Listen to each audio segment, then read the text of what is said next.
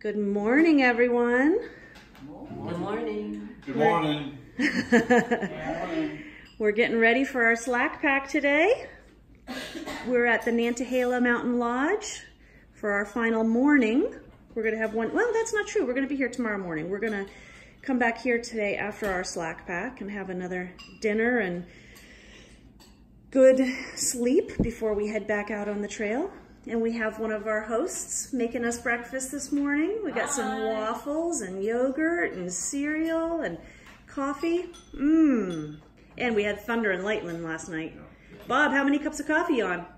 Third. All right. And it was so good to be inside with all that thunder and lightning. It was. This is Wednesday and Papa Smurf. I hadn't introduced you all yet. Hello. And they are joining us for a few days and maybe longer than that. We'll see. All right, see you up the trail. Good morning from the trail. We are headed up out of Tellico Gap to Weserbald, which is one of our milestones for today. We're supposed to have the most beautiful views on the first part of this trail. As you can tell from what we're hiking in, we probably won't see those views, but that's okay. We had Seiler Bald the other day, and we had Albert Mountain. And our second big accomplishment once we get up Weserbald, it is 6 miles of downhill to the river valley, to the Nantahala River, and we will reach the Nantahala Outdoor Center, which the abbreviation I will use from here out is the NOC.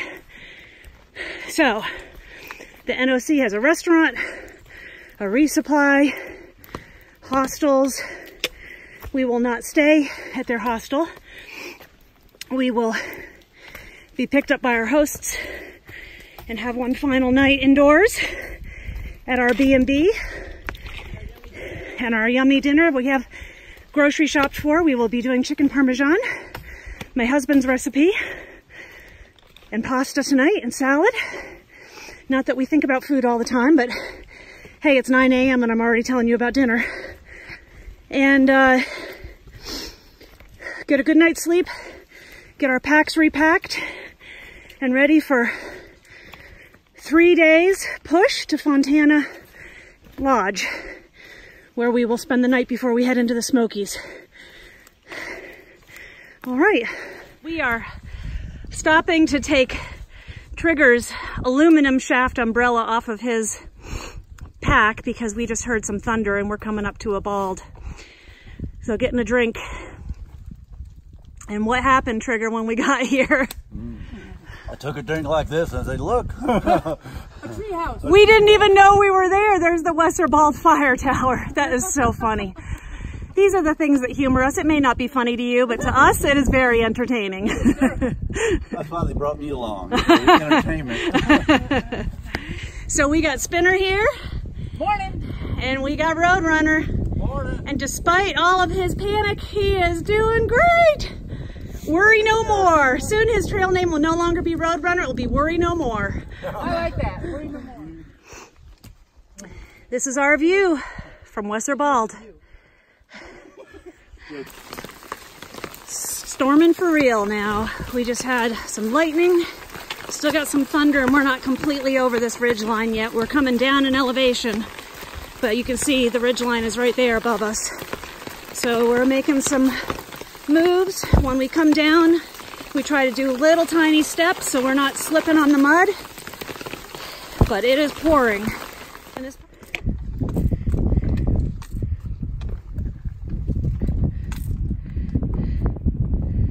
we're coming to a really rocky, steep place that we've come down.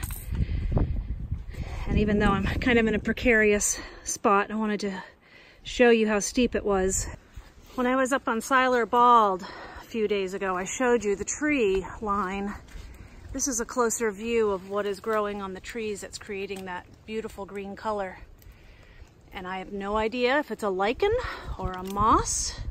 So if one of you could let me know, I would truly appreciate it, because we seem to be through most of the storms, we think. Looks like the clouds are starting to lift. So I thought I would spill what's on my mind, my data dump for the day. We keep hearing that the trail is broken into 3 sections for those of us doing a through hike. The first section is physical, the second section is mental, and the third section is spiritual. That physical part, over the first 2 months, for those of us taking 6 months, we have heard is further broken down into the first month being muscular development and the second month being ligament and tendon tightening.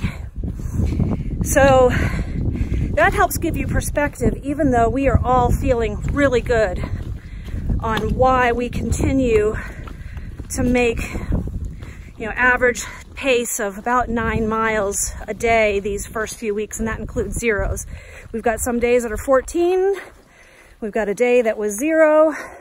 We've got a couple of 4s and 5s, but mostly they're 8 to 12 mile days. And I think it's averaging out to be about 9 miles a day for these first, 16 days. So that is part of the reason why we are doing that, is we really are paying attention to the wisdom that we've been taught. Hold on, we got a blowdown here. We're clearing the blowdowns as we go. We read this section of trail had a lot of blowdowns, and so far we're not seeing them. We've only got about 3 miles left to go down into the NOC. So I think a lot of them have been cleaned up, unless we're about to get to that section. Thanks, Trigger. So, as I was saying, that's why this strategy of still through the Smokies, we're just, we kind of feel like we could do 15s in the Smokies, and who knows, maybe we will. But right now, our plan is to stay to 10-mile-ish days and really get ourselves to that point where muscularly we know that we are firmed up. I am feeling really good. I'm starting to feel less sore in my hip flexors and my medial glutes along my thighs and IT band area.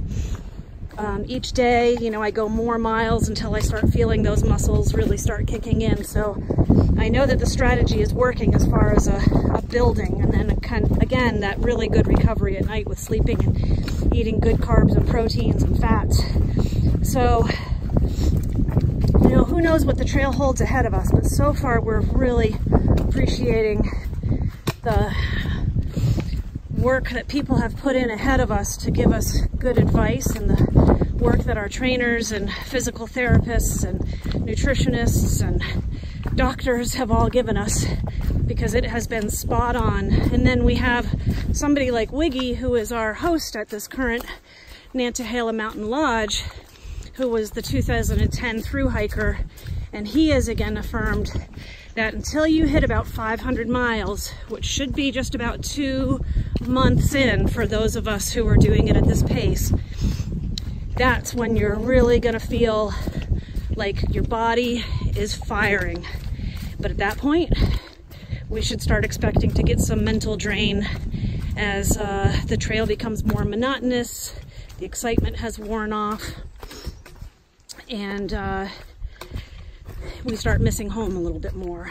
So we know what's coming up, and we're continuing to focus on each stage and getting ourselves through one day and one stage at a time. And we are doing it with excellent spirits so far and really good morale. And on the days where somebody else is feeling low, others pick them up, and it really is pretty amazing. All right, I think that's everything that was inside my brain. Now you know it all. And we have some views.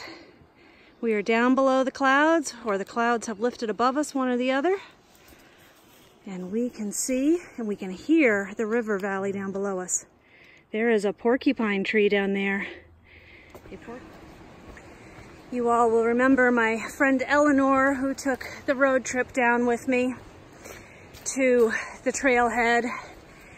And a little more about Eleanor. She was a kayaker growing up. That was her sport into her mid to late 20s. She went to a summer camp where she fell in love with kayaking, and then they did a ton. She worked for an outfitter that would lead kayak trips on the Nantahala River, lived out in Idaho and did kayaking there. And she was a pretty strong kayaker. Well, Eleanor, this is for you.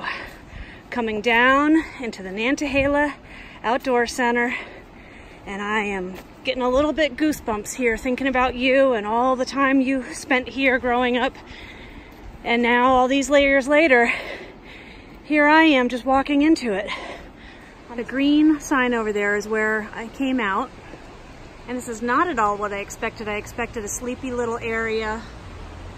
But as it turns out, we're kind of at an intersection where tractor trailers are going by and big outfitter, and there's just a lot happening. It's a little over. I mean, I bought them in the bag. You know, I bought them in the bag from the grocery store. Salt. We're having pork rinds at lunch, and every so often you can hear them snapping. They are fresh out of the fryer, and 3 of us have never had them before. Saw that guy. You should come in here. This is like the best place ever. Look who it is! It's Costa! All right, the other day while we were with Costa in Franklin, I forgot to tell you his good news, so now he gets to tell you himself. Hello, I am Costa Gouzias, and I just got accepted to UMass Boston. And we've met up with our friend Boot again, who we were at in the B&B down in Blairsville, and this is Hemingway. Nice to meet you. One of the things that they have at the NOC, and they've had it at Outdoor 76, and some of the B&Bs we've stayed at as well, is a hiker box. And this is a place where people leave behind what they're not going to use, and they take what they will use. And so I kind of had a giggle when we opened up this and saw that there is a bear bell in there. Somebody left their bear bell. I am not taking it. Just met somebody here. What's your name? I'm Kenny Kellogg. Kenny Kellogg. Are you competing? Yes, I am. I'm competing in the pro men's, and we're competing for the U.S. team trials. And if you make the team, you get a chance to compete for the United States in Sort in Spain at the World Championships. And when is that held? July. Sometime in July. So are all of you guys competing? Yes, ma'am. Yeah. Where are y'all from? Colorado. I'm from Tennessee. Colorado, Tennessee, and Colorado. Colorado. Awesome. Good luck, you guys. Thank you. Rock it.